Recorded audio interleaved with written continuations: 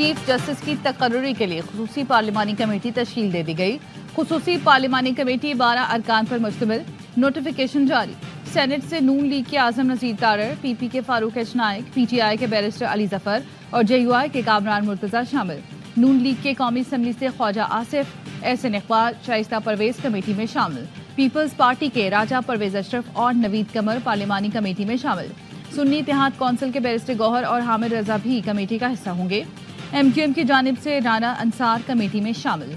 पार्लिमानी committee का पहला इजलास आज शाम 4 बजे पार्लियामेंट हाउस में होगा। पार्लिमानी कमेटी 3 सीनियर तरीन जजों में से एक को चीफ जस्टिस ऑफ पाकिस्तान बनाएगी।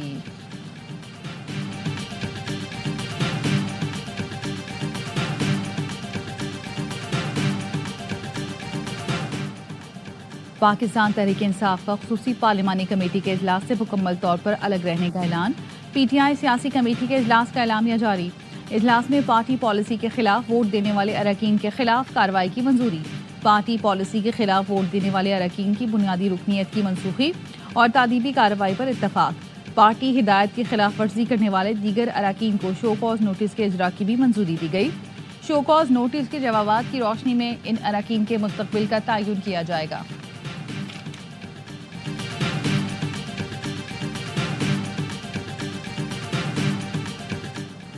ये तासुर गलत है कि हम याहिया अफरीदी को चीफ जस्टिस बनाना चाहते हैं। नए चीफ जस्टिस की तैनाती पार्लिमानी कमेटी करेगी। हम चाहेंगे कि नए चीफ जस्टिस ज्यादा सपोर्ट के साथ आएं। वजीर दिफा ख्वाजा आसिफ कहते हैं, एक भी सेनेटर और एमएनए लापता नहीं था, ये सिर्फ बयानबाजी है। तरमीम से 3-4 दिन पहले नंबर्स पूरे हो चुके थे।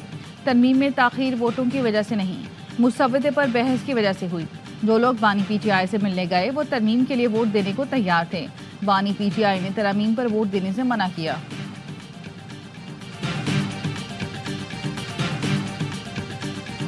अभी कॉन्स्टिट्यूशनल अमेंडमेंट्स इन्होंने किए हैं, यही वो सुराख बनेगा जिससे ये शगाफ लगेगा और ये गिरेंगे। हमने एहतजाज भी करना है, स्ट्रीट मूवमेंट भी मारी जाती रहेगी, हम लोग पार्लियामेंट पे भी होंगे। 26वीं तरमीम ही वो सुराख है जिससे शगाफ होगा और हुकूमत गिरेगी। ऑपोजिशन लीडर उमर अयूब कहते हैं, हम एहतजाज भी करेंगे और पार्लियामेंट में भी मौजूद होंगे। ये हुकूमत अपने ही वजन से गिरेगी। खुसूसी कमेटी का आईनी तरमीम के लिए गलत इस्तेमाल किया गया। पहले मुसव्वदे में 26 शिकिन थी, पाकिस्तान शुमाली कोरिया प्लस बन जाता। मौलाना और हमारी सिमत एक है कि फॉर्म 47 की हुकूमत नाकाबिले कबूल है। मौलाना फजल रहमान और हम आगे जाकर इकट्ठे तहरीक भी चला सकते हैं।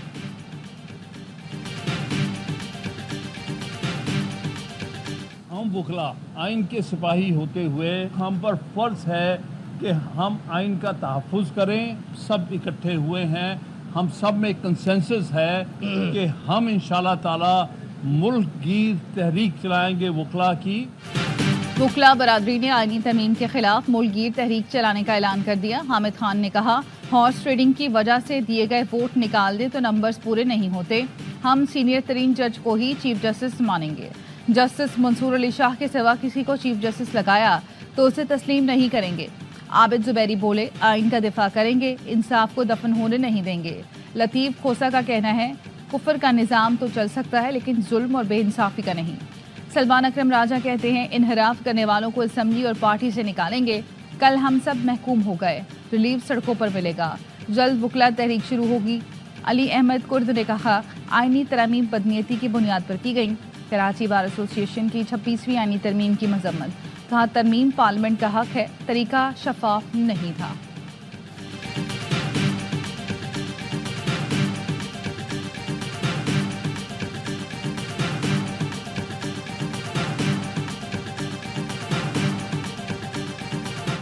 खेती हमेशा रात में होती है। आजाद अंदिया को इन्होंने महकूम कर दिया है ऐसी हुकूमत के कि जो खुद इलेक्टेड नहीं है। तरमीमें की गई हैं गैर आईनी तरीके से। कोई समझता है अगर ये गैर आईनी करके ऐसा ही रहेगा, ऐसा नहीं है। जब भी हवा मैंडेट देगी और हम आएंगे, ऐसी तरामीम को हम खत्म करेंगे। रात को एक गैर आईनी इकदाम हो, डकैती हमेशा रात में होती है। ऐसी हुकूमत ने अदलिया पर हमला किया जिसके पास मैंडेट नहीं। 26वीं आईनी तरमीम अशराफिया के लिए की गई, हम नहीं मानते। वजीर आला अली अमीन गंडापुर का असेंबली से खिताब। कहा, जिन लोगों ने वोट दिया और जिन लोगों ने वोट नहीं दिया लेकिन बानी पीटीआई के पीठ में छुरा घोंपा, किसी को नहीं छोड़ेंगे। मजबूरी थी तो वोट क्यों दिया, इस्तीफा क्यों नहीं दिया। पार्टी से गद्दारी करने वालों को नहीं छोड़ेंगे। बानी के नाम पर वोट लेकर धोखा देने वालों से हिसाब लेंगे।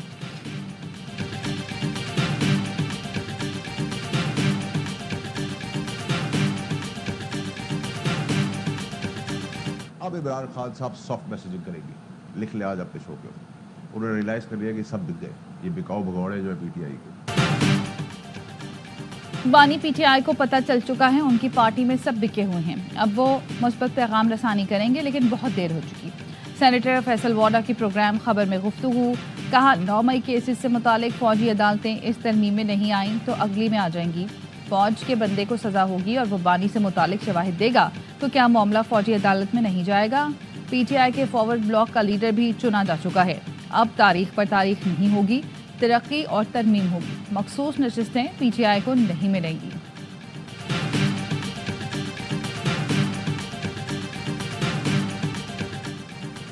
स्पीकर कौमी असम्बली ने एमएनए आदिल बाज़ई को डीसीट करने का रेफरेंस इलेक्शन कमीशन को भेज दिया। NA 262 से मुंतखब आदिल बाज़ई ने पार्टी पॉलिसी से इनहराफ किया। आर्टिकल 63A के मुताबिक आदिल बाज़ई की नशिस्त खाली करार दी जाए। कौमी असम्बली सेक्रेटेरिएट का मरासला, इलेक्शन कमीशन ने आदिल बाज़ई को 23 अक्टूबर को तलब कर लिया।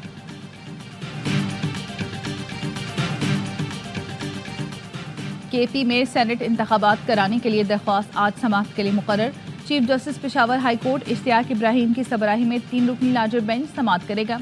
हाई कोर्ट में दरख्वास्त आजम स्वाति की जानिब से दायर की गई।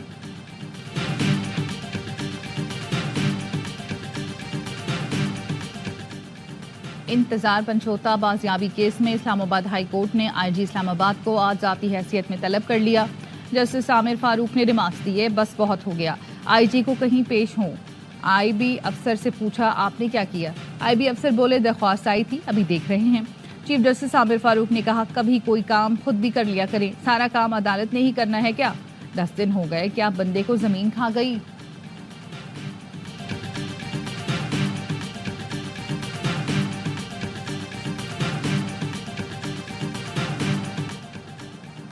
सुप्रीम कोर्ट ने पीटीआई इंट्रा पार्टी इलेक्शन फैसले के खिलाफ नजरसानी दरख्वास्त खारिज कर दी। तहरीक इंसाफ की लार्जर बेंच बनाने की इस्तदा भी मुस्तरद। वकील हामिद खान ने कहा सुन्नी इत्तेहाद कौंसिल केस में 13 रुकनी बेंच फैसला दे चुका, मौजूदा 3 रुकनी बेंच केस नहीं सुन सकता। चीफ जस्टिस काजी फाइज ईसा ने रिमार्क्स दिए, वो फैसला हम क्यों देखें, ये और मामला है, वो अलग मामला है, आप केस चलाना चाहते हैं या नहीं? हामिद खान ने कहा वो कह देता हूँ जो कहना नहीं चाहता था, मैं ऐसे शख्स के सामने दलाइल नहीं दे सकता जो मुतासिब हो। चीफ जस्टिस ने कहा मैं आपको मजबूर नहीं कर सकता। बैरिस्टर अली जफर ने तरमीम का हवाला देते हुए कहा ये बेंच अब केस सुन ही नहीं सकता, न हम दलाइल देंगे। चीफ जस्टिस काजी फाइज ईसा ने कहा हमें किसी तरमीम का इल्म नहीं, हमारे सामने कुछ नहीं है, हमें ना बताएं हम क्या सुन सकते हैं क्या नहीं। चीफ जस्टिस ने हुक्मनामा लिखवाना शुरू किया तो हामिद खान ने कहा ये लिखें कि मैंने क्यों दलाइल नहीं दिए, लिखे मैंने मुतासिब जज के सामने दलाइल से इनकार किया। चीफ जस्टिस ने कहा हमें ना बताएं हुक्मनामे में क्या लिखना है क्या नहीं।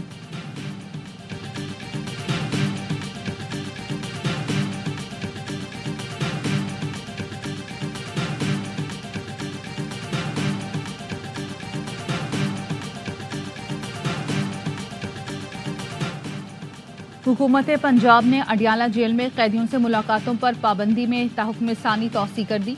ज़राए का कहना है मुलाकातों पर पाबंदी का फैसला सिक्योरिटी खदशात के बायस किया गया। फैसले का इत्तलाक तमाम कैदियों पर होगा।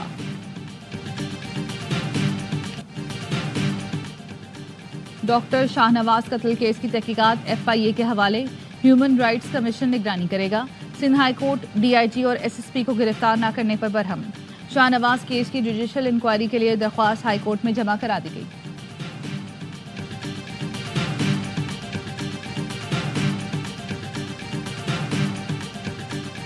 कराची नॉर्थ नाजिमाबाद में नामालूम अफराद ने फायरिंग करके बिल्डर को कत्ल कर दिया।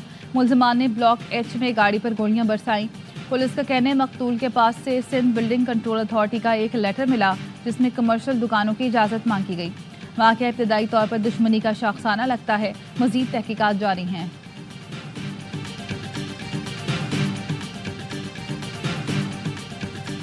भारत आलमी सतह पर उजरती कातिलों के जत्थे में शामिल है।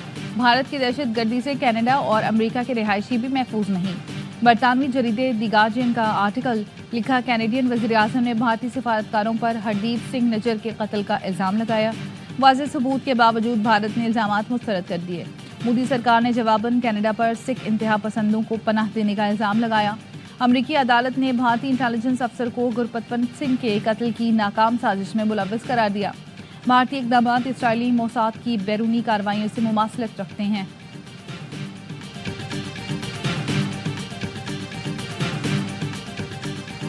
हमास के इसराइली फोर्सेस पर ताबड़तोड़ हमले, जवालिया में ताज़ा झड़पों में असलहे से लदी 4 इसराइली गाड़ियां तबाह कर दी।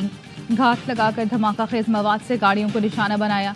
हमास ने दो बदू लड़ाई में मुतादिद इसराइली फौजियों को ठिकाने लगाया। इसराइली ब्रिगेड कमांडर भी मारा गया। टैंक को भी रॉकेट मारकर तबाह कर दिया। सहूनी फौज की गजा पर वहशियाना बमबारी से मजीद 64 फलस्तीनी शहीद, मुतादिद जख्मी हो गए। तिल अल हवा में इसराइली बमबारी से तबाह इमारत के मलबे से रेस्क्यू एहलकारों ने खातून को 5 दिन बाद जिंदा निकाल लिया।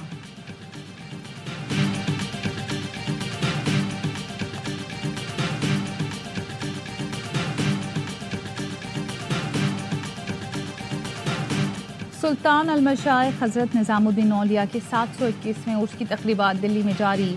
दुनिया भर से ज़ायरीन की शिरकत। उर्स की तकरीबात 4 रोज़ तक जारी रहेंगी। पाक बहरिया का इंसदाद मंशियात ऑपरेशन, भारतीय साख्ता नशावर गोलियों की बड़ी खेप जब्त कर ली। 2000 किलोग्राम मंशियात, 370 किलो आइस और 50 kilo heroin anti narcotics force के हवाले। ISPR का कहना है बैनुल अक़वामी मार्केट में बरामद मंशियात की मालियत $145 मिलियन है।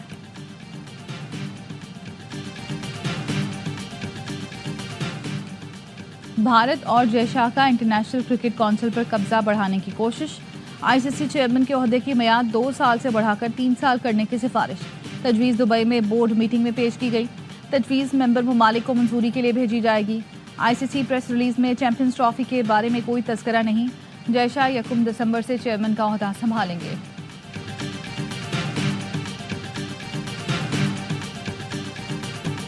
मुल्तान का विनिंग फार्मूला पिंडी में आजमाने की तैयारी। हेड क्यूरेटर टोनी हेमिंग की ज़ेरे निगरानी रावलपिंडी क्रिकेट स्टेडियम की पिच की तैयारी। हेड कोच जेसन गिलेप्सी, कप्तान शान मसूद और दीगर खिलाड़ियों ने पिच का मुआयना किया। कौमी टीम की रावलपिंडी में ट्रेनिंग। इंग्लिश टीम कल से प्रैक्टिस करेगी। फैसला कुन टेस्ट जुमेरात से शुरू होगा। इमर्जिंग T20 एशिया कप में कौमी टीम की पहली कामयाबी। ओमान को 74 रन से शिकस्त दे दी।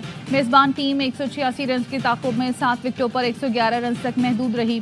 वसीम अली 28 और कप्तान जितेंद्र सिंह 24 रन बनाकर नुमाया रहे। 5 खिलाड़ी डबल फिगर में भी दाखिला हुए। जमान खान ने 2 विकेटें उड़ाई। ग्रीन शर्ट्स ने पहले खेलकर 185 रन स्कोर किए थे। 41 रन बनाने पर रुहेल नजीर प्लेयर ऑफ द मैच करार। पाकिस्तान का तीसरा मैच बुध को UAE से होगा।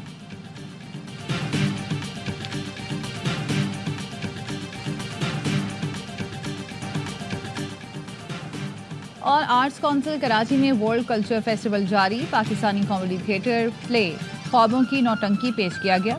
60 मिनट दुरानिया के ड्रामे में जरका नाज, उसामा रांझा, अलीना गुलजार और दीगर ने परफॉर्म किया। फेस्टिवल में शायकीन की बड़ी तादाद में शिरकत।